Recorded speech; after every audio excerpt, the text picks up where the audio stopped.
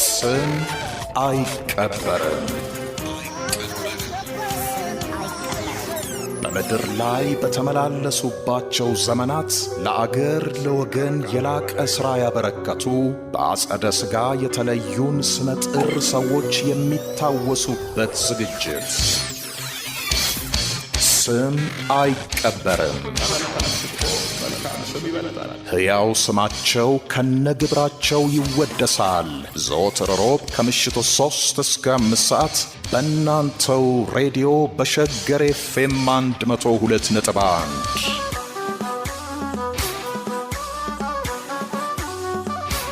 አዘጋጅና አቅራቢ ወንድሙ ኃይሎ። ስም አይቀበርም። ጤና ይስጥልን፣ እንደምናምሽታችኋል የምንወዳችሁ የሸገር ቤተሰቦች። ይህ ሳምንታዊው ስም አይቀበርም ነው። የፕሮግራሙ አዘጋጅና አቅራቢ ወንድሙ ኃይሉ ነኝ። በዛሬው ዝግጅታችን የዛሬ 90 ዓመት በዛሬው ዕለት ስለ ሀገር ስለ ወገን ፍቅር ሲሉ በፋሽስት ኢጣሊያ የተሰዉትን ታላቁን ሰማዕት አቡነ ጴጥሮስን እናስባለን። ከዝግጅታችን ጋር አብራችሁ እንድትቆዩ በአክብሮት ጋብዛለሁ። ስም አይቀበርም። አቡነ ጴጥሮስ ከ1875 እስከ 1928። ስም አይቀበርም። ብፁዕ አቡነ ጴጥሮስ በፋሽስት ጣሊያን ሰማዕትነት የተቀበሉት በ1928 ዓ.ም በዛሬው ቀን ነበር። ብፁዕ አቡነ ጴጥሮስ መስቀልና ወንጌል ብቻ ይዘው የወራሪውን የኢጣሊያ ፋሽስት ነውሩንና ግፉን ፊት ለፊት ታግለው ለሀገራቸውና ለሃይማኖታቸው ሕይወታቸውን አሳልፈው የሰጡ ጳጳስ ናቸው። አባ ኃይለ ማርያም ከመጀመሪያዎቹ 4 ኢትዮጵያውያን ጳጳሳት አንዱ ሆነው ሲመረጡ ስማቸው ብፁዕ አቡነ ጴጥሮስ ሆነ። በቅኔ፣ በዜማ፣ በመጻሕፍት ትርጓሜ የተመረቁት አቡነ ጴጥሮስ በ1921 ዓ.ም ጳጳስነት ከተሾሙ በኋላ የኢጣሊያ ወረራ እስከገፋበት ድረስ ወሎንና ከሸዋ መንዝንና ኤፍራታን፣ ጊሸንና አንጾኪያን አገረ ስብከታቸው አድርገው ቆይተዋል። ከዚያ በፊትም በወላይታና በዝዋይ በመምህርነት አገልግለዋል። አቡነ ጴጥሮስ በማይጨው ዘመቻ ጊዜ ከንጉሠ ነገሥቱ ጋር ሳይለያዩ በማይጨው ተዋጊውን ሰራዊት እያበረታቱ አዋግተዋል። ኢትዮጵያውያኑ ድል ሆነው ሲያፈገፍጉ በትውልድ አካባቢያቸው በሰላሌ ከተሰማሩት አርበኞች ከነደጃዝማች አበራ ካሳ ጋር ተቀላቅለው ቆዩ። በ1928 ሐምሌ ወር አዲስ አበባን ከኢጣሊያኖች ለማስለቀቅ በተደረገው ከበባ በሰሜን በኩል ከዘመቱት አርበኞች ጋር አዲስ አበባ ደረሱ። አርበኞች አልቀናቸውም። ድል ሆነው ሲመለሱ ብፁዕ አቡነ ጴጥሮስ ግን ለመመለስ አልፈለጉም። ቅዱስ ሩፋኤል ቤተ ክርስቲያን ጸሎት አድርገው በቀጥታ ወደ መሃል ከተማ ገብተው ተያዙ። የኢጣሊያ ሹማምንት አቡነ ጴጥሮስን አባበሏቸው። የኢጣሊያን ገዥነት ካመኑ በክብር እንደሚያዙ ነገሯቸው። ጳጳሱ ግን እምቢ አሉ። ገንዘብህ ለጥፋት ይሁን ብለው ረገሙ። እንኳንስ ሰው ምድሯ እንዳትገዛ አወገዙ። በአቡነ ጴጥሮስ ድርጊት የተናደደው ጄኔራል ግራዚያኒ እንዲገደሉ ወሰነባቸው። ሐምሌ 22 1928 ዓ.ም ብፁዕ አቡነ ጴጥሮስ በሰንሰለት ታስረው ከራዳ ጊዮርጊስ ቤተ ክርስቲያን በስተምዕራብ ባለው ቦታ ቆሙ። ከኋላቸው 8 ወታደሮች ጠመንጃቸውን ወድረው ተሰልፈዋል። በጊዜው በቦታው የነበረው ጋዜጠኛ እንደጻፈው ጥቁሩ ቀሚሳቸው ጭቃ ነክቶታል። ወንጌላቸውንና መስቀላቸውን ይዘዋል። ግድያቸውን እንዲመለከት በትእዛዝ የተሰበሰበው ሕዝቡም ሆነ ምድሯ እንዳይገዛላት አወገዙ። ከረፋዱ 5 ሰዓት ተኩል ሆኖ ነበር ይልና ጋዜጠኛው ስለ አሟሟታቸው እንዲህ ይላል። አንድ መኮንን ውሳኔውን እየተንቀጠቀጠ ሲያነብ፣ እሳቸው ግን ያለምንም ስጋት ያዳምጡ ነበር። ወዲያው አይኖ እንዲሸፈን ይፈልጋሉ ሲል ጠየቃቸው። እሱ የእናንተ ተግባር ነው አሉት። ትእዛዝ ሲሰጣቸው ወታደሮቹ ተኮሱ። በ8 ጥይትም መቷቸው። ግን አልሞቱም ነበርና ኮሎኔሉ በ3 የሽጉጥ ጥይት ራስ ቅላቸው ላይ ተኩሶ ገደላቸው። ሕዝቡም በሐዘን ተመታ ይላል ጋዜጠኛው። ንብረታቸውን ወሰድኩ ያለው ወታደር እንደነገረው ወንጌላቸውና መስቀላቸው በጥይት ተበሳስቷል። አቡነ ጴጥሮስ በ53 ዓመታቸው አሁን ሐውልታቸው በቆመበት አካባቢ ተገድለው ባልታወቀ ቦታ ተቀብረዋል። ከነጻነት በኋላ በ1938 ለመታሰቢያ እንዲሆን ሐውልት ተቀርጾ ቆመላቸው። አሁን ያለው ሐውልት ለሁለተኛ ጊዜ ተሻሽሎ ተቀርጾ የቆመላቸው ነው። በፍቼም ለሶስተኛ ጊዜ ሐውልት ተቀርጾላቸዋል። የኢትዮጵያ ኦርቶዶክስ ተዋሕዶ ቤተ ክርስቲያን ቅዱስ ሲኖዶስ በሙሉ ድምፅ በወሰነው መሠረት ሰማዕትነታቸውን አጽድቆ በስማቸው ቤተ ክርስቲያን ተሰርቶላቸዋል። ሰማዕተ ጽድቅ አቡነ ጴጥሮስ ቤተ ክርስቲያን የታነጸው በትውልድ ቀያቸው በፍቼ ነው። የብፁዕ አቡነ ጴጥሮስ ሰማዕትነት የብዙ የጥበብ ሰዎችን ስሜት እየገዛ ገጣሚዎች ገጥመውላቸዋል። ቅኔ አዋቂዎች ቅኔ ዘርፈውላቸዋል። ድራማም ተሰርቶላቸዋል። ብፁዕ አቡነ ጴጥሮስ በፋሽስቶች ከተገደሉ ዛሬ 90ኛ ዓመታቸው ሆኗል። ስማቸውም ለሀገራቸው በከፈሉት መሥዋዕትነት ሲታወስ ይኖራል። አድማጮች፣ ይህ ሳምንታዊው ስም አይቀበርም ነው። የፕሮግራሙ አዘጋጅና አቅራቢ ወንድሙ ኃይሉ ነኝ። አሁን ሰቆቃወ ጴጥሮስን እንዴት እንደተጻፈም በጸሐፊው በሎሬት ጸጋዬ አንደበት እንዴት ቀርበው እንደነበርም እናስታውስ።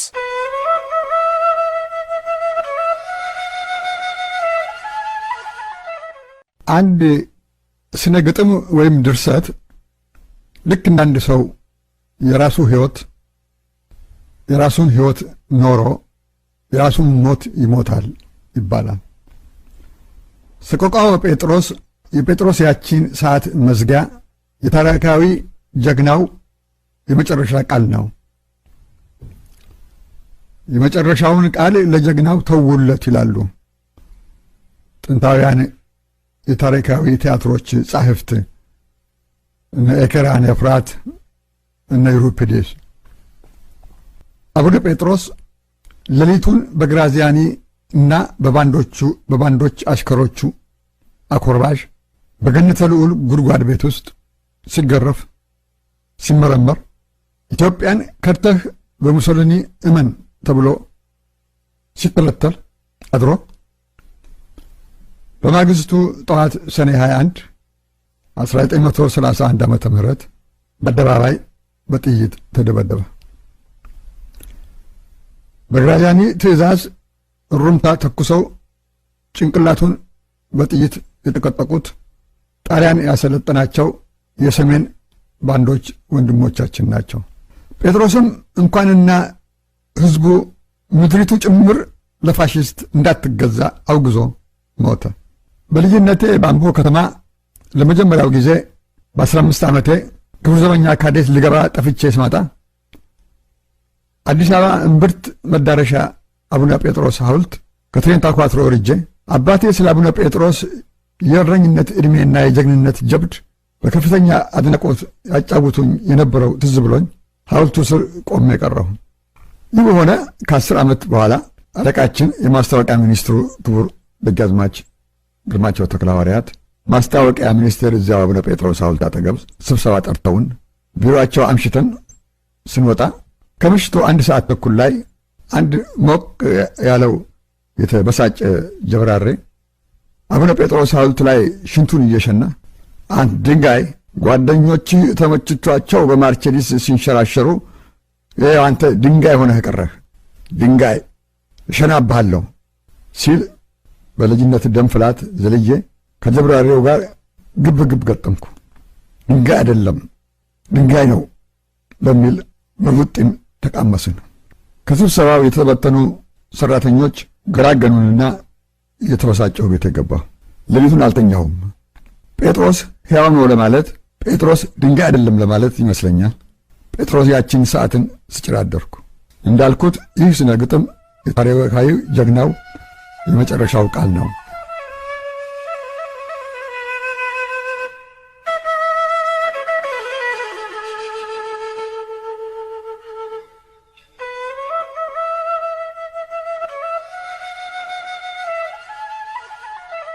ሰቆቃወ ጴጥሮስ። አይ ምነው መብርሃን ኢትዮጵያን ጨከንሽባት፣ ምነው ቀኝሽን ረሳሻት፣ እስከ መቼ ድረስ እንዲህ መቀነትሽን ታጠብቂባት፣ ልቦሻሽን ታዞሪባት፣ ፈተናዋን ሰቀቀኗን ጣሯን ይበቃል ሳትያት፣ አላንቺ እኮ ማንም የላት። አውሮፓ እንደሁ ትናጋዋን በፋሽስታዊ ነቀርሳ ታርሳ ተምሳ በስብሳ ሂትለራዊ እባጭ ጫንቃዋን እንደ ኮረብታ ተጭኗት ቀና ብላ እውነት እንዳታይ አንገቷን ቁልቁል ጠምዝዟት ነፍሷን ድጦ ያስበረከካት ስልጡን ብኩን መጻጉዕ ናት። እና ፈርቼ እንዳልባክን ሲርቀኝ ያህልሽ ውጋጋን አንቺ ካጠገቤ አትራቂ በርታ በይኝም መብርሃን ቃል ኪዳኔን እንዳልረሳት እንዳልዘነጋት ኢትዮጵያን አዎን ብቻዬን ነኝ ፈራሁ እሸሸግበት ጥግ አጣሁ ምጸናበት ልብ አጣሁ ማማ ኢትዮጵያን መንፈሴ ተፈትቶ እንዳይከዳት ሰጋሁ።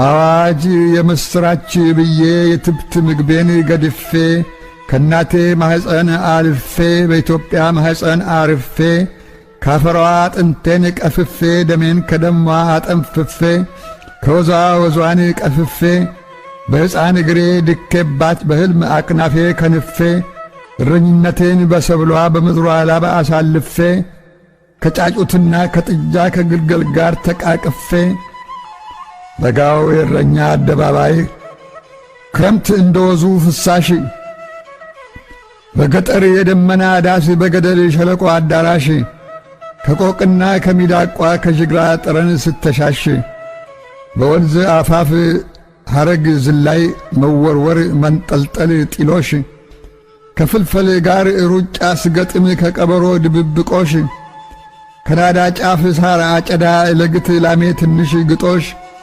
ለጥጃዬ የሌት ግርዶሽ ለጥማድ በሬዎቼ ራት ለማታቸው ትንሽ ድርቆሽ ለግልገሌ ካውሬ ከለል እማሳው ስር ጎጆ መትከል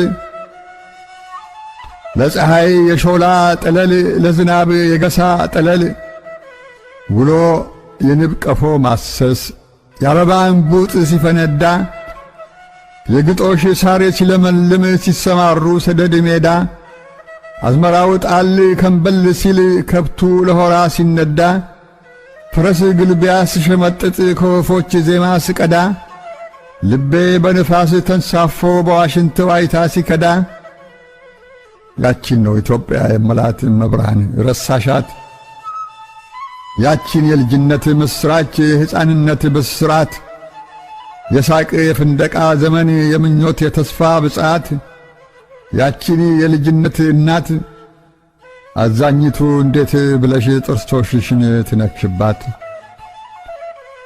ስሜን በስምሽ ሰይሜ በአገልግሎትሽ ሰዋትት ከዜማ ቤት ቅኔ ቤት ከድጓ ቤት መጻሕፍት ካንቺ ተቆራኝታ ዕድሌ ካንቺ ተቆራኝታ ነፍሴ ከቀፈፋ ደጀ ሰላም ከቤተልሔም ቅዳሴ አኮ ቀዶ ቀፎ ዳባ ለብሶ ቅኔ ዘርፎ ግስ ገሶ መቅደስ አጥኖ ማህሌት ቆሞ በልብሰ ተክህኖ አጊጦ በብር አክሊል ተሸልሞ መብርሃኔ አንቺ ጽላት ነፍሴ ላይ በሳት ታትሞ የመናኒው የአባ ተድላ ረድ ሆኜ አብሮኝ ታድሞ ሕይወቴ እምነትሽን ጸንሶ ሥጋ ፈቃዴ ተድሶ ለሕንጻሽ መዲና ቆሞ ለክብርሽ ድባብ ምሰሶ ስሜን በስምሽ ሰይሜ ሆነሽኝ የእምነቴ ፋኖስ ለዋዜማሽ ግሸን ማርያም ለክብርሽ ደብረ ሊባኖስ ስሮጥ በወንበሩ አኖርሽኝ በአንበሳው በቅዱስ ማርቆስ ታዲያን ዛሬ ኢትዮጵያ ስትወድቅ ከምትሰጭኝ ለፍርሃት ጦስ ምነው በረኝነት ዕድሜ ዓይኔን በጓጎጣት የሎስ የጋኔል ጥምብ አንሳ ከንፎ ወርዶ በጨለማ በርኖስ ባክሽ መብርሃን ይብቃሽ ባክሽ ምስለ ፍቁር ወልዳ ጽናት ስጭኝ እንድካፈል የእናቴን የኢትዮጵያን ፍዳ ከነከሳት መርዝ እንድቀምስ ከነደደችበት እቶን የእሷን ሞት እኔ እንድሞታት ገላዋ ገላዬ እንዲሆን አዎን ብቻዬን ነኝ ፈራሁ እመጸናበት ልብ አጣሁ ሸሸግበት ጥግ አጣሁ ሕፃን ሆኜ የርግብ ጫጩት አንዳንዴ ራብ ሲያዳክማት ችጋር ከጎጆዋ ገፍቶ እዛፉ ግርጌ ሲጥላት እናቷ በራ ደርሳላት ባክናፏ ሙቀት ታቅፋት እፍ እያለች ግንባራዋ ላይ ሕይወት ስትነፍስባት ወዲያው ነፍስ ትዘራለች ሽር ብር ትር እያለች። ባክሽ አንቺም አትራቂብኝ መብርሃን እናቴ ትንፋሽሽን እፍ በይብኝ ጽናትሽን እፍ በይብኝ ወይም ይችን የሞት ጽዋ ጥላዋ ነፍሴን ካፈናት እንዳልጠጣት አሳልፊያት መራራ ክንፏን ገንጥለሽ ቀጠሮ ቃሏን ግደፊያት። አለዚያም ጽናትሽን ስጭኝ ልጠጣው ኪዳነ ውሉን የኔ ፈቃድ እምነትሽ ነው ያንቺ ፈቃድ ብቻ ይሆን። እንደ ጳውሎስ እንድጸና በፍርሃት እንዳልታሰር በውስጤ ከሚታገለኝ በሥጋ አውሬ እንዳልታወር ለየለቱ ሞት እንዳልሰንፍ የኪዳኔ ቃል እንዳይነጥፍ ቃልሽ በሕሊናዬ ዲብ ኃይልሽ በሕዋሴ ይረፍ። ፍርሃት ቢያረብብብኝም አንቺ ካልሽኝ አልሰጋም። ኩርትም ብዬ የችልበት ይሸሸግበት አይጠፋም። የግማደ መስቀሌን ጉጥ እታገስበት አላጣም። አለዚያማ ብቻዬን ነኝ ኢትዮጵያም ያላንቺ የላት። አንቺ አጽኚኝ እንድጸናላት አስርጪብኝ የእምነት ቀንጃ ለስጋቴ አጣማጅ አቻ ለጭንቀቴ መቀነቻ። አዎን ብቻዬን ነኝ ፈራሁ ሸሸግበት ጥግ አጣሁ መጽናበት ልብ አጣሁ። 1961 ቀበና።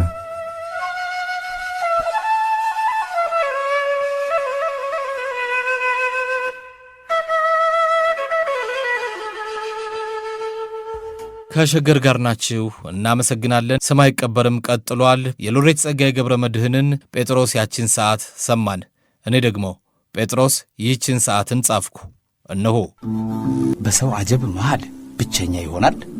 ሰርክ የመጽሔትና ሎተሪ ሻጮች፣ የታክሲ ረዳቶች፣ የጎዳና ላይ ሸቀጣ ሸቀጥ ነጋዴዎች፣ የምጽዋት ጠያቂዎች፣ የተሽከርካሪ ጥሩምባዎችና ከየሙዚቃና ቡና ቤቶቹ የሚንቆረቆሩ ዜማዎች ኅብረ ጩኸት በሚያውካት መዲና ወለል ላይ አካሌ ቢንቀሳቀስም በመንፈስ ግን ከዚህ ቀደም አይቼው በማላውቀው እንግዳ አካባቢ ውስጥ ነኝ።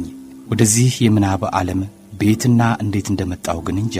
ድንገት ጭልጥ ካልኩበት ከአዲሱ ስፍራዬ በራሱ ሥልጣንና ፈቃድ ሰርጎ የገባ ያረጋዊ የመንፈስ ድምፅ ባይጠራኝ ኖሮ ማንንም አልሰማም ነበር።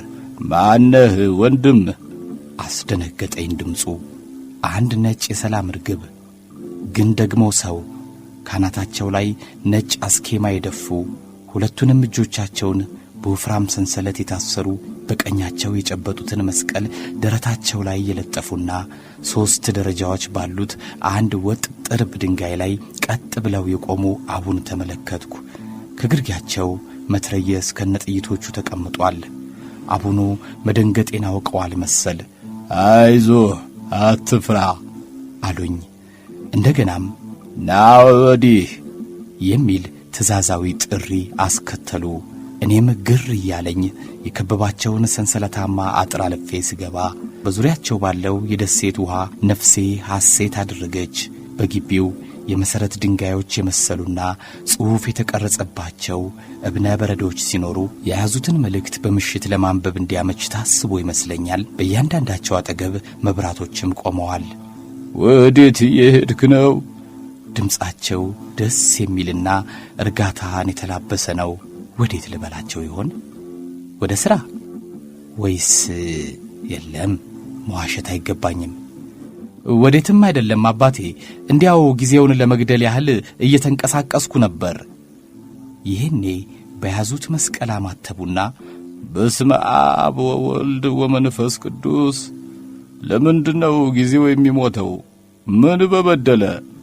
ጊዜን በከንቱ ለሚገድል መቅጫ ይሆን ዘንድ ሕግና ረቂቅ አልወጣምና ማንም እየተነሳ የስንፍና ሰይፉን ይምዘዝበት ወይ ነዶ። ገጽታቸው በብስጭት ሲወይብ ታየኝና አባቴ ዛሬ የማላውቀው ስሜት ግራ ቢያጋባኝ እንጂ ለወትሮስ ተፈጥሮን በማድነቅ አንዳንድ ታሪኮችን በማንበብና በልዩ ልዩ ሥራዎች ነበር ቀኑን የማሳልፈው። እሳቸውም አሃ የተፈጥሮ ውበት ይማርክሃላ፣ ታሪክህንም ታጠናለህ ማለት ነው። ምላሽ ከመስጠቴ በፊት ሸጋ ነው። ለመሆኑ እኔን ታውቀኛለህ? አሉና ሌላ ጥያቄ አስከተሉ። ፍጥረት በጣም ደስ ይለኛል።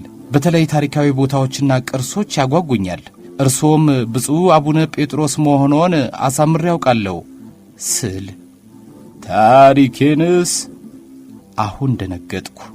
አንገቴንም ደፋሁና ታሪኮንስ በፍጹም አላውቅም ከማለቴ በዙሪያዬ የሰፈረውን ጽሑፍ እንኳን አንብበህ አታውቅም? ምን ዳገባው ዛሬ? አሁን እርሶ ጠርተውኝ ስገባ አየት አድርጌው ነበር። ሆኖም ቀንና ዓመተ ምሕረቱ ሊገባኝ አልቻለም። እንደ መገረም አሉና እንዴት? ምን ማለት ነው? የቱ ነው ያልገባህ? ጥያቄያቸው ተከታተለብኝ። ሁሉም አልገባኝም። ለምሳሌ እዚያ ድንጋይ ላይ በአመልካች ጣቴ አንዱን አቅጣጫ እያሳየኋቸው ብፁዕ አቡነ ጴጥሮስ ይልና የተጽፋ ከአናትና ከግርጌዋ ጭረት አለ። እንደገና ዠም ከተመሳሳይ ጭረቶች ጋር አለች። ደግሞ ሮ የምትመስል ነገርም አይቻለሁ። ይሄኔ አግራሞታቸው አየለና አይ ጉድ! የሀገርህ ቁጥር እኮ ነው፣ ከማንም ያልተወሰደ የራሷ የምዬ መለያ። ከልብ አዘነው። ከዚያም አይ ምነው መብርሃን ኢትዮጵያን ጨከንሽባት፣ እንዲህ አይነቱን እርባና ቢስ ትውልድ ታበቂባት። ላፍታ ዝም አሉና አንተም ብሎ ለታሪክ አላሚ በየመንገዱ ዳርቻ ያሉት የመሸታ ቤቶችና የሚያጫፍሩህ ቆነጃጅት ናቸው ላንተ ታሪክ። ወደህ የምትሸምተው በሽታ ነው ቅርስህ። የአውሮፓ እራፊ ጨርቆች ናቸው ላንተ ባህል። በፈረንጆቹ ቋንቋ የበረስከው ንግግርህ ነው ወግህ። ቀድሞ ነገር ታሪክን የማወቅና የማራመድ ወኔ የታለህና አእምሮህ አድፏል፣ ጉልበትህ በርኳል፣ ጅል ሆነሃል። ደግሞ በሙሉ አፉ ሮ የምትመስል ነገር አየሁ ይለኛል እንዴ? ከነጭረቶቿ 70 ቁጥር ነች አንተ የማትረባ ከንቱ። እንዴ ቢችሉ እኮ እግራቸው ስር ባለው መትረየስ ግንባሬን ብለው ይገድሉኝ ነበር ማለት ነው። ቆይ ቁጥሩን ባውቀው ባላውቀው ምን አገባቸው? የሚያውቅ ይወቀው። እኔ የሙት አረጋውያን ቃል ተቀባይ መሰልኳቸው እንዴ? አንዳንዱ ሰው ዝም ሲሉት፣ አንዳንዱ መንፈስም ችላ ሲሉት አያውቅም መሰለኝ።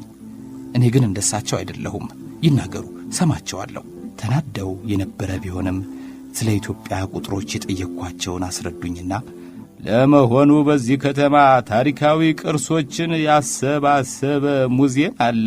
ድምፃቸው ስጋትን ያዘለ ነው።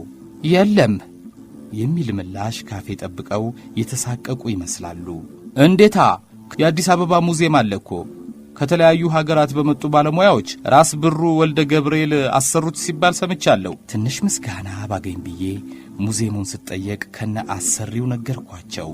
ራስ ብሩ ማን ናቸው? ታውቃቸው አለ? ይሄን ነው መሸሽ። አረ እንዲያውም አልኩ። ለመሆኑ ዕድሜህ ስንት ነው? ዛሬ እኚህ ሰው አልለቀቁኝም። በልቤ የምን አተካሮ ነው እያልኩ ድፍን 30ኛ ዓመቴን ይዣለሁ አባቴ። ብፁዕነታቸው ከአንገት በላይ በሆነ ስሜት ፈገግ ያሉ መሰለኝ። ያሳዝናል። በውስጥህ ግን አንድም የተሟላ ታሪክ የለም። ለመሆኑ በአዲስ አበባ ከኔ መታሰቢያ ሌላ ትናንትን ሊያስታውሱ የቆሙ ሐውልቶች አሉ? መልስ ከመስጠቴ ቀደሙና ዳሩ የትታውቅና ዐይኖችህ 30 ዓመት ሙሉ ቢያፈጡም አያስተውሉም። በዚህ ጊዜ አንዳች የንዴት ስሜት ውስጥ የገባና ደሜን ያፈላው ያንተከትከው ጀመር።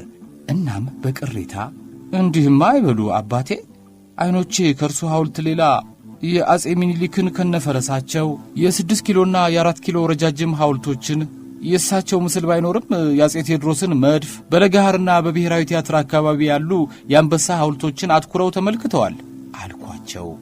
ለመሆኑ ስለ ሐውልቶቹ የሚገልጽ ጽሑፍስ ሰፍሯል? አዎና፣ የእያንዳንዳቸው ታሪክ በሚገባ ተጽፏል ስል መለስኩ። በንዴቴ ስፍራ የአሸናፊነትና በራስ የመተማመን ስሜት እየተተካ እስኪ በአጼ ሚኒሊክ ሐውልት ከሰፈረው አንዱን አሰማኝ። ዛሬ ምን ፈርዶብኝ ነው እዚህ ግድም የመጣሁት? መዋሸት ምን ይጠቅማል? አንዱንም አላነበብኩትም አባቴ። እስከ ዛሬ ይህንን ሁሉ ዓመት ስትኖር አንዱንም አላነበብክም? ከጥቂት ዝምታ በኋላ በለሆሳስ ታካች ትውልድ ሲሉ ሰማኋቸው።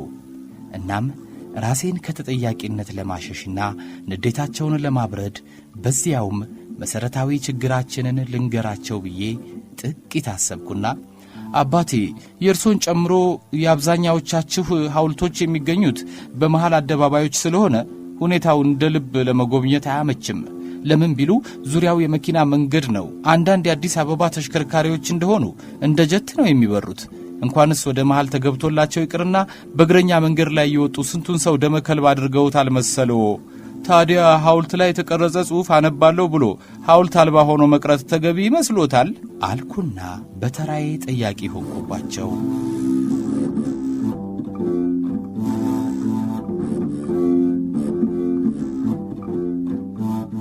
አቡኑም አሃ እንደ እረኝነት ዘመኔ ልምጭ ይዤ ተሽከርካሪዎቹን በሥነ ሥርዓት እንዳግድልህ ነዋ የምትፈልገው?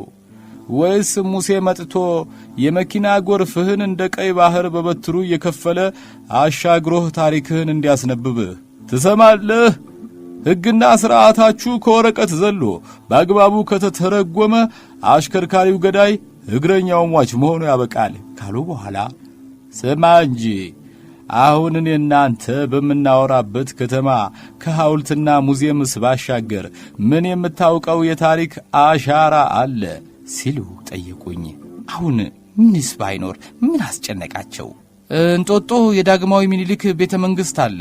እንዲሁም የልዑል መኮንን፣ የራስናደው አባወሎ፣ የሙሴ ያዕቆብ፣ የደጃዝማች አያሌው ብሩና የሼህ ሆጀሌ አልሐሰን ቤቶች፣ የቴጌ ሆቴልና ሌሎችም ጥንታዊ ታሪካዊ ቤቶች አሉ።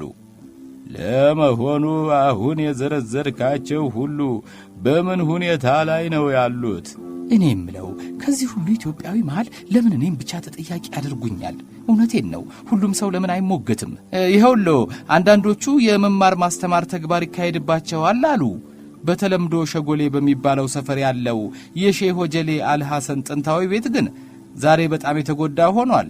ክፉኛ ከማርጀቱ ባሻገር በአንድ ጎኑ በውስጡ የሚኖሩ ሰዎች በጢስ ተቋቁረውት ታሪካዊ ቅርስ ሳይሆን የከባድ ጦርነት ቅሪታ አካል መስሏል። ከፊል ጎስቋላ ጎኑ ደግሞ ቀለም አምባ ትምህርት ቤት ተብሎ ልጆች ይማሩበት ነበር። አባቴ እንደሰማሁት ከሆነ የብዙ ነገሥታት ቤቶች የእድሳት ያለህ እያሉ ነው። አቡኑ በጣም በመቆጨት ቤቶቹ ብቻ ሳይሆኑ እናንተም ሰዎቹ እድሳት ያስፈልጋችኋል። ከቸልተኝነት የጸዳ ታሪኩን ባህሉንና ወጉን ለማወቅ የሚተጋ አእምሮ ይኖራችሁ ዘንድ እማምላክ ምስክሬ ነች፣ መታደስ አለባችሁ። አጠገቤ ስላሉት የጠለቀ ዕውቀት እንደሌለኝ ከተረዱ ወዲያ ይህን መጠየቃቸው ምን ይጠቅማል?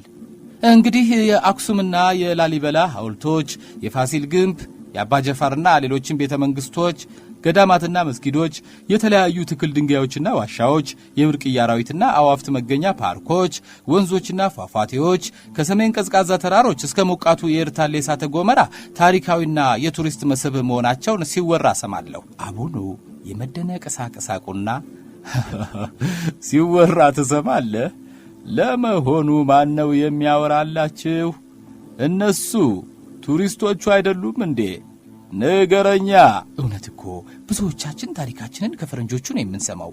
እነሱ ሀገር አቋርጠው መጥተው የካሜራቸውን አፈሙዞች ምድራችን ላይ ሲደግኑ ከፍለው ሲመለከቱን እኛ በነፃ እንኳን ራሳችንን ማየት ተሳነን። ስለዚህም ነጮቹ ሲሻቸው በፊልምና በመጽሔት አሊያም ባንደበታቸው ኢትዮጵያ ማለት እቺ ናት፣ የሀገራቸው የተፈጥሮና ሰው ሰራሽ ሀብት ይህን ይመስላል እያሉ ማንነታችንን ይነግሩናል፣ የጉያችንን ይተርኩልናል። ልክ ብለዋል አባቴ። በእጅ የያዙት ወርቅ እንደ መዳብ ይቆጠራል እንዲሉ ሆኖብን ነው መሰል የእነሱን ያህል የመጎብኘት ልምድ ያለን ጥቂቶች ነን። የአቡነ ጴጥሮስ መንፈስ በንዴት ድባብ ውስጥ እንዳለ ነው። አዎን፣ አገራችሁን የመጎብኘት ልምድ ያላችሁ ውሱን ናችሁ። አብዛኛዎቻችሁ የፈረንጆቹን ዳንኪራ ጨፋሪዎችና አጫፋሪዎች፣ የባህር ማዶ ፋሽን አንጸባራቂዎች ሆናችኋል። ይህችን ሀገር በነጻነት ካስረከቧችሁ አባቶችና እናቶች መታሰቢያ ምስል ይልቅ የአውሮፓ ኳስ ተጫዋቾችን ፎቶግራፍ የተሽከርካሪዎቻችሁና የሳሎን ጌጣችሁ ያደረጋችሁ ጉዶች እኮ ናችሁ። መብርሃንን ደንታቢስ ዜጎች።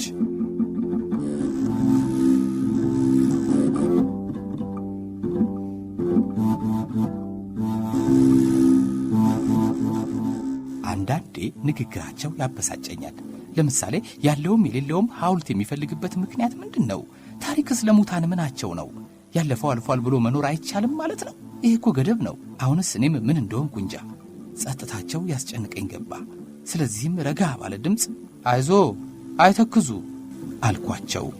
ሆኖም መልስ አልሰጡኝም። ብቻ ከርቀት የሆነ ነገር ትኩረታቸውን እንደሳበው እርግጠኛ ነኝ። ድንገት ተመልከተው እስኪ፣ የደኑ ውበት ሌላ ነው። አራዊቶቹ ሲቦርቁ፣ አዋፍቱ ሲያዜሙ አይማርኩም? ይኸው እንጂ የተፈጥሮን ጸጋ። እይታቸውን ተከትዬ እኔም አተኮርኩ። እንዴ የሚሉት ሁሉ የታለ? የአቡኑ አይኖች ምን እያስተዋሉ ነው? ብፁዕነቶ ሕንፃዎች ናቸው እኮ ያሉት። ወዲህ ያለው የአዲስ አበባ መዘጋጃ ቤት ሲሆን በዚያ በኩል ደግሞ አላስጨረሱኝም። ጥቅጥቅ ያለው ደን የለም እያልከኝ ነው እኮ? አዎ እንደሱ ነው ያልኩት። በኃይል ተናገሩ። መንፈሳቸው ጮኸ። ጠፍተዋል በለኛ፣ ተጨፍጭፈዋላ፣ ላጭታችኋቸዋል አሉና አቀርቅረው ጥልቅ ሐዘን ውስጥ ገቡ።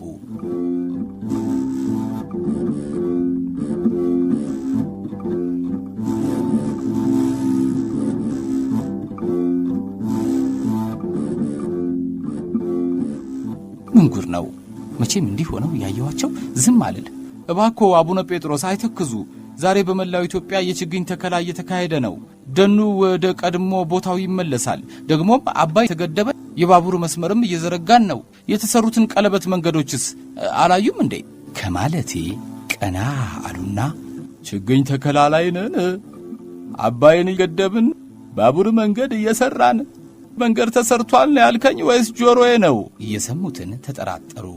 አባቴ ልክ ነው። ይህንን ሁሉ እኔ ብያለሁ። ጆሮዎቹ በአግባቡ ነው ያዳመጡት።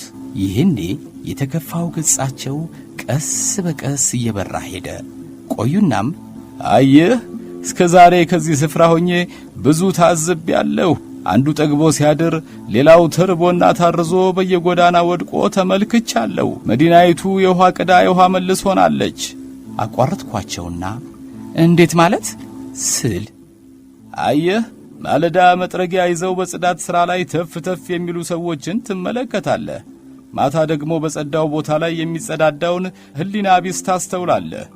በዚያው በጨለማ ቅኝትህ በየጎዳናው ጥግ የቆሙ እንስቶች ክብር ገላቸውን ለገበያ ሲያቀርቡና ትዳር ያለውም የሌለውም አቅሉን እስኪስት ተሳክሮ ሲሸምታቸውና ዝሙት ሲደራ በሽታ ሲስፋፋ ታያለህ። ይሄ ኀጢአት ነው፣ ውጉዝ ነው፣ ስርየት የሌለው ሰይጣናዊ ምግባር። ስለዚህ በእንዲህ ያለው ዘመን ለልምላሜ የሚተጋ ትውልድ መኖሩ ያስደስታል።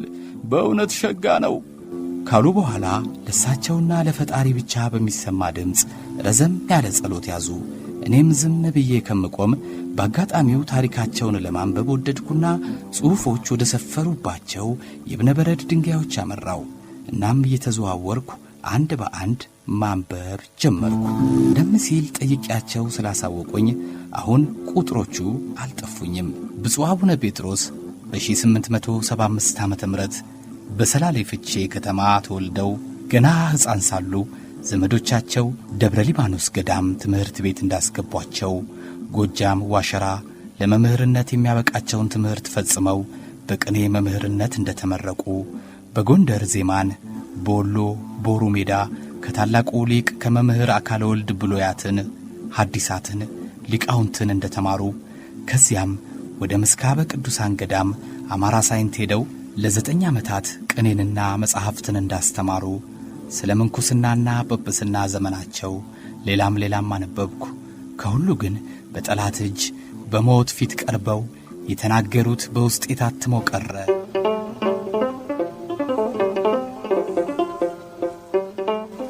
ያኔ በፋሽስት ወታደሮች ተይዘው በሕዝብ ፊት ሊገደሉ ሲሉ ከፍርሃት ይልቅ በፍጹም ቁርጠኝነት ፋሽስቶች የሀገራችንን አርበኞች ሽፍቶች ቢሏችሁ እውነት እንዳይመስላችሁ።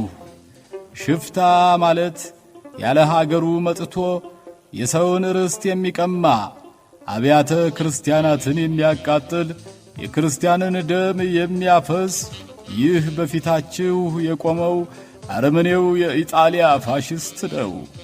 የኢትዮጵያ ሕዝብ ለሱ እንዳይገዛ ውጉዝ ነው። የኢትዮጵያም ምድር እንዳትቀበለው ገዝቻለሁ ብለው ተናግረው ሲጨርሱ ፋሽስቶች በጥይት ደብድበው ገደሏቸው።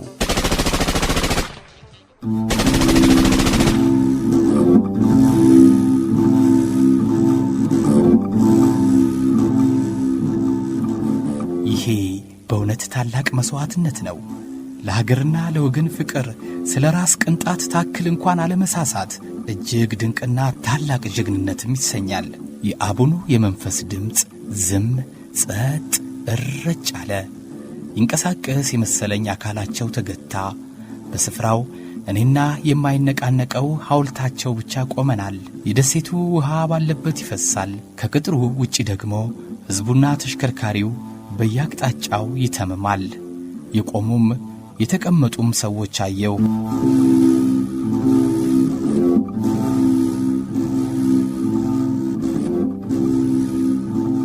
ተፈጸመ። ከታይ ቀርሞቱን አሁን ደራሲና የፎክለር ባለሙያው ዶክተር እንዳለጌታ ከበደ ስለ አቡነ ጴጥሮስ በማኅበረ ቅዱሳን ዝግጅት ተናግሮት የነበረውን ላስደምጣችሁ።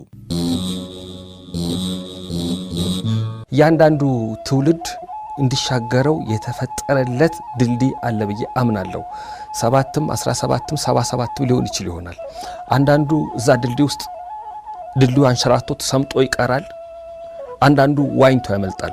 ስለዚህ እኚህ የሃይማኖት አባት የመጡበት የኖሩበት ዘመን ፋሽስት ጣሊያን ኢትዮጵያን የወረረችበት ጊዜ ነው።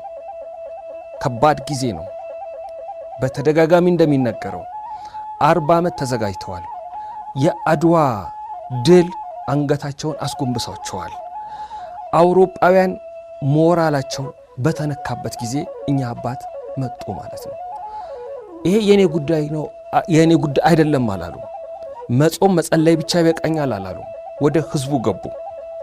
ሃይማኖቱ ውስጥ ትክክለኛ ሃይማኖተኛ የሆነ ሰው በማንም ሰብአዊ በሆነ ድርጊት ላይ ያልተገባ ነገር እንዲፈጸም አይፈልግም።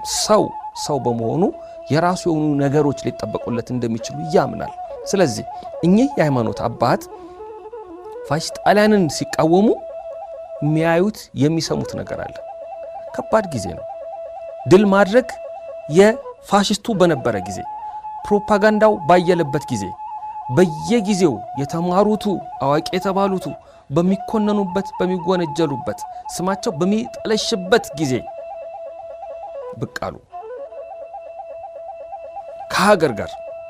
ልክ መጽሐፍ ቅዱስ ላይ ኢየሩሳሌም ብረሳሽ ቀኜ ትርሳኝ ምላሴም ከትናጋዬ ጋር ትጣበቅ እንዲል ቅዱስ ዳዊት ልክ እሳቸው ከኢትዮጵያ ጋር ያላቸው ትስስር የጠበቀ ነው፣ ስር የሰደደ ነው። አርበኝነታቸውም የሚመነጨው ከዛ የመጣ ነው። አብዛኞቹ በዛ ዘመን ዋጋ የከፈሉ ለሀገር አንድነት ከደቡብም ከሰሜንም ከምስራቅም ከምዕራብ ተውጣተው ፋሽስትን አላፈናፍን ይሉ የነበሩ ሰዎች በአንድም ይሁን በሌላ መንገድ በሃይማኖት የተቀረጹ ናቸው። ሰብዕናቸው ከፍ ያሉ ናቸው። አቡነ ጴጥሮስ አርበኛውን ከማንቃት ከማነቃቃት ያሸለበ መንፈሱ ከፍ እንዲል መንፈሱ እንዲግል ከመገፋፋት በተጨማሪ ፊት ለፊት የሚጋፈጡ ሆኑ። በዚያ ዘመን እሳቸው ሰማዕት በሆኑበት ዘመን ሌሎች የሃይማኖት አባቶች እንዴት ባለ የተንፈላሰሰ ኑሮ ይኖሩ እንደነበረ ራሱ ፋሽስት ጣሊያን በአማርኛ ቋንቋ ያዘጋጀው የነበረ የቄሳር መንግስት መልእክተኛ የሚለውን ጋዜጣ ማንበብ ይቻላል። አንዳንድ የሃይማኖት አባቶች ሮም ድረስ ተወስደው ተመልከቱ፣ ኢትዮጵያን እዚህ ደረጃ ለማድረስ ነው ፍላጎታችን ይባሉናል። ለነሱ መገዛት አትራፊ እንደሆነ እንዲሰማን እንዲናገሩ ተልእኮ ይሰጣቸው ነበር። እሳቸው ይህን አልፈቀዱ። ተለምነዋል እኮ ተወቱተዋል፣ እጅ ስጡ ተብለዋል። ያ እጅ መስጠት መቻል ሕይወታቸውን ሊያተርፍ ይችል ይሆናል። ሰዎች ግዴሎትም በሆዶ በልቦ የሚያምኑትን ይዘው ቀን ካለፈ በኋላ ይናገራሉ እኮ ብለዋቸዋል። እሳቸውም ችግር የለውም አሁን ብክድ ኋላ ንስሐ ገባለሁ አላሉ። በዛች ቅጽበት የተሰማቸውን ስሜት ግን ተግብረዋል ማለት ነው። ፋሺስት ከ40 ዓመት ቆይታ በኋላ ሲመጣ ትጥቅና ስንቁን ብቻ አይደለም ይዞ የመጣው። እኔ መጽሐፍት እንደነገሩኝ ተረትና ምሳሌዎቻችንን ወስደዋል፣ ሰብስበዋል፣ አጥንተዋል፣ ታሪኮቻችንን አይተዋል። የትኛው ብሔር ከየትኛው ጋር ቅራኔ ያለው ምንድነው? ጥያቄው ምንድነው? ቁጭቱ የትኛው ሃይማኖት ከማን ጋር ቅራኔ ያለው? ይሄንን አጥንተዋል። ማንን ይፈራል? ማንን ያዳምጣል? ለሰው ያላቸው፣ ለራሳቸው ያላቸው፣ ለእንስሳት ያላቸው፣ ለፈረንጅ ያላቸው፣ ጠላት ለሚሉት ወገን ያላቸው አመለካከት ምን ይመስላል? በሚገርም መንገድ ተጠንቷል። አንብበው ነው የመጡት። ስለዚህ አገር ውስጥ በሚመጡበት ሰዓት ኢትዮጵያውያን ከፋሺስት ጣሊያን ከደረሰባቸው ውርጅብኝ ይልቅ አጠገባቸው ያለ ሰው ጠልፎ ጥሏቸዋል። ምክንያቱም አስቀድሞ መራራቁ መጥቷል። አንተ የእንትን ብሔር ተወላጅ ነህ፣ ግን ተገቢውን ክብር አልተሰጠህም። አንተ ከእንትን አቅጣጫ ነው የመጣኸው። ከእንትን አቅጣጫ የመጡ ሰዎች እድሜ ልካቸውን ወንበሩን መንበሩን ይይዙታል፣ ለአንተ ግን ምንም አይሰጥህም ይላል። አሁን የመጣሁት ለአንተ የሚገባውን ስላልሰጡህ እሱን ልሰጥህ ነው ብሎ ይመጣሉ ማለት ነው። ጅራፉ የያዙት ጅራፍ ሀበሻውን ነው የተጠቀሙበት፣ ኢትዮጵያዊን ነው የተጠቀሙበት፣ የአገር ውስጡን ሰው ነው የተጠቀሙበት። መለያየቱ መጣ ማለት ነው። ማንንም እንዳያምን ተደረገ ማለት ነው። ከዚህ ውስጥ ነው እንደ አቡነ ጴጥሮስ ያሉ ሰዎች የወጡት። በተደላደለ ሁኔታ አይደለም፣ በተመቸ ሁኔታ አይደለም። አሳር ነበረው። የሚያውቋቸውን በሙሉ ያውቁታል። የነጻነትን ረሃብ ያውቁታል። የነጻነት ረሃብ ብቻ አይደለም፣ ሰው መሆን ምን ማለት እንደሆነ ሁሉ ያውቁታል። ስለዚህ አገር ማለት ምን ማለት እንደሆነ ገብቷቸዋል። ሀገራቸው ሃይማኖታቸው ውስጥ አግኝተዋል። ሃይማኖታቸው ውስጥ አገራቸው ውስጥ አግኝተዋል።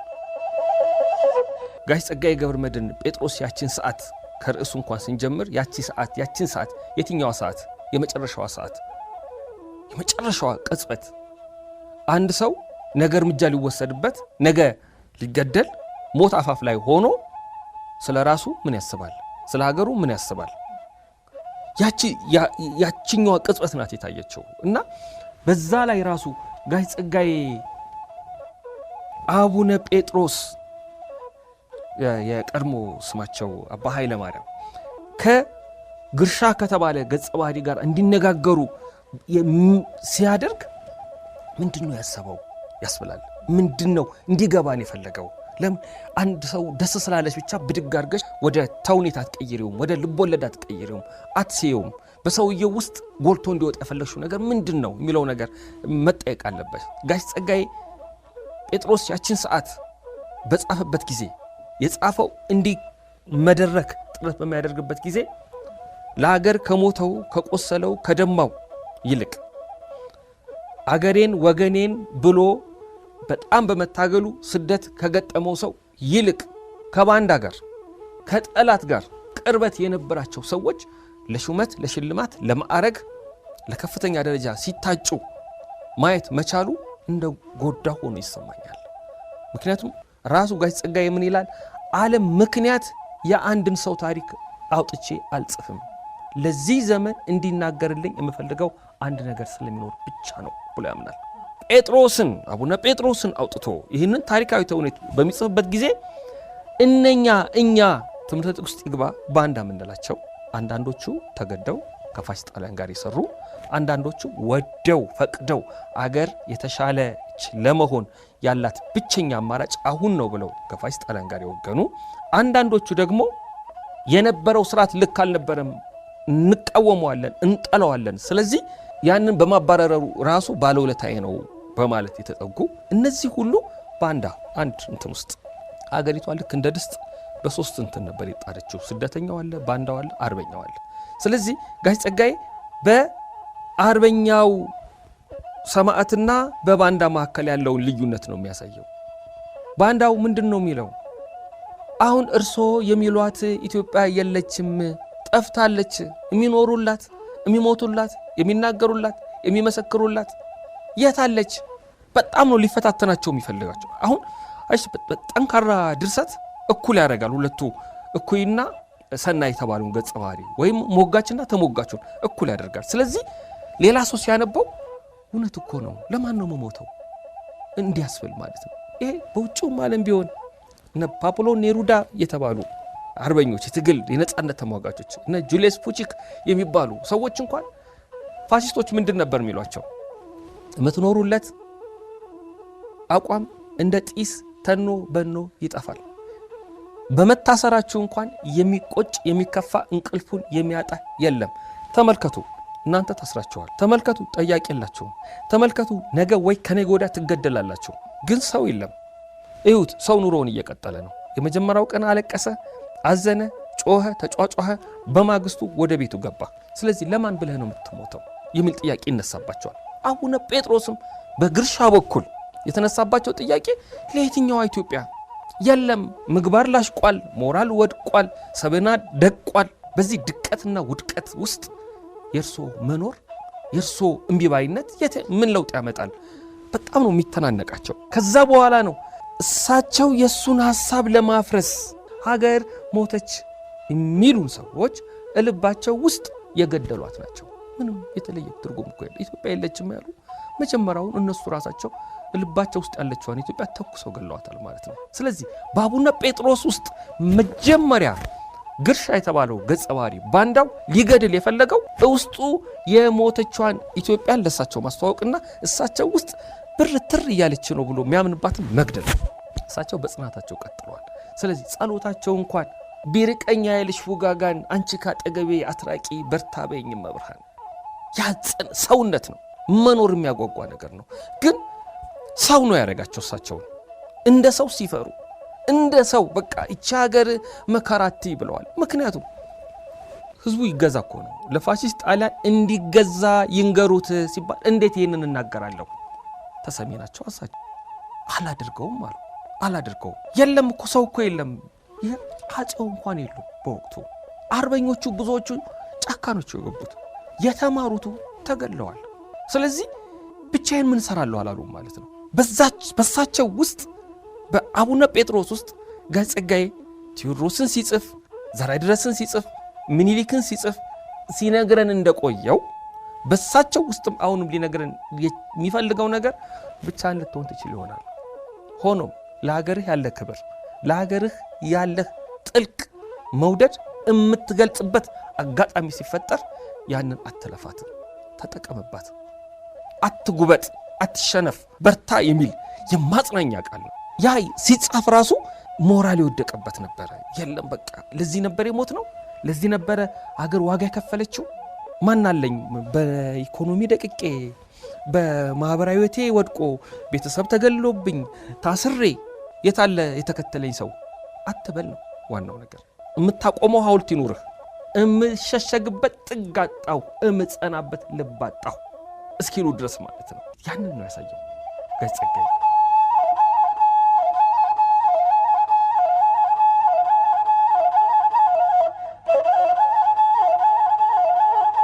መብርሃን እናቴ ትንፋሽ ሽንፍ በይብኝ፣ ጽናት ሽንፍ በይብኝ፣ ወይም ይችን የሞት ጽዋ ጥላዋ ነፍሴን ካፈናት እንዳልጠጣት አሳልፊያት፣ መራራ ክንፏን ገንጥለሽ ቀጠሮ ቃሏን ግደፊያት፣ አለዚያም ጽናትን ስጭኝ ልጠጣው ኪዳነ ውሉን፣ የኔ ፍቃድ እምነትሽ ነው ያንቺ ፍቃድ ብቻ አይሁን። እንደ ጳውሎስ እንድጸና በፍርሃት እንዳልታሰር፣ በውስጤ ከሚታገለኝ በስጋውሬ እንዳልታወር፣ የየዕለቱ ሞት እንዳልሰንፍ፣ የቃል ኪዳኔ እንዳይነጥፍ፣ ቃልሽ በህሊናዬ ዲብ ኃይልሽ በዋሴ ረፍ። ፍርሃት ቢያረብብኝም አንቺ ካለሽኝ አልሰጋም፣ ኩርምት ብዬ እችልበት እሸሸግበት አይጠፋም፣ የግማደ መስቀሌን ጉጥ እታገስበት አላጣም። አለዚያማ ብቻዬን ነኝ፣ ኢትዮጵያም ያላንቺ የላት። አንቺ አጽንኝ እንድጸናላት፣ አስርጭብኝ የእምነት ቀንጃ፣ ለስጋት ያጣማጃቻ፣ ለጭንቀቴ መቀነቻ። ባክሽን ብቻዬን ነኝ፣ ፈራው፣ ሸሸግበት ጠጋጣው፣ ምጸናበት ልባጣው።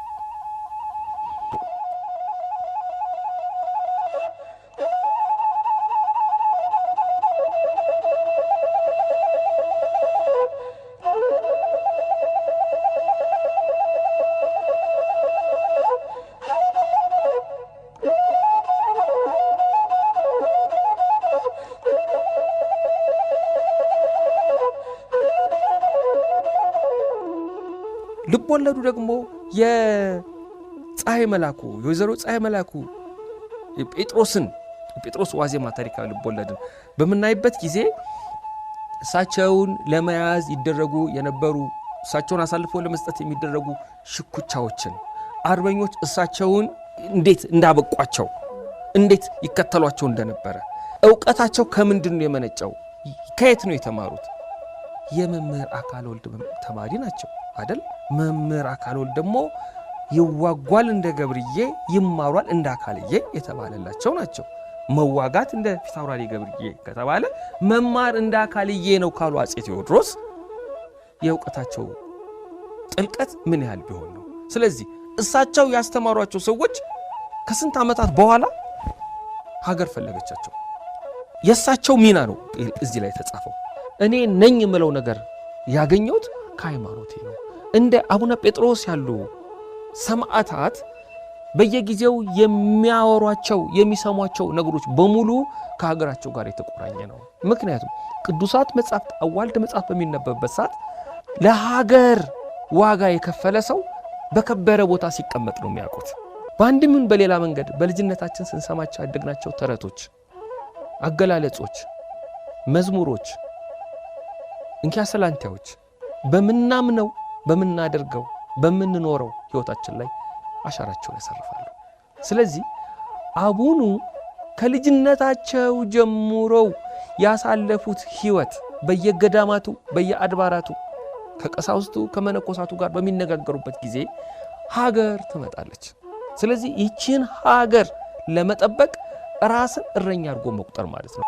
አቡነ ጴጥሮስ በሳቸው ውስጥ ሃይማኖት፣ በሳቸው ውስጥ ለቆሙለት ዓላማ እስከ መጨረሻው ድረስ የመታገል ጽኑ አቋም፣ በሳቸው ውስጥ አርበኝነት ይታያል። የአርበኝነቱ ገድሎ በመፎከር የተመሰረተ አይደለም። አርበኛ ማለት ሰማዕት ማለት የግድ ያ ብቻ አይደለም ማለት ነው። በቃ ጸንቶ መቻል፣ ለማምለጥ እድል እየተሰጠ መጠቀም አለመቻልም ራሱ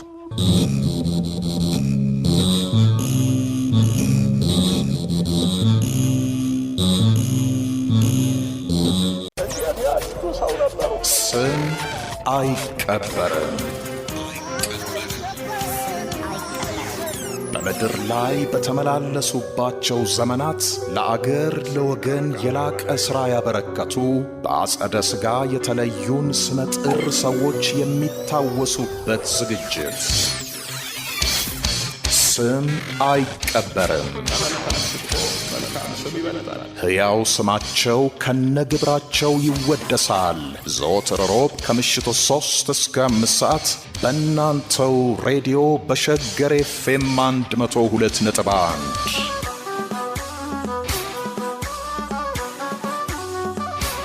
አዘጋጅና አቅራቢ ወንድሙ ኃይሉ። ስም አይቀበርም።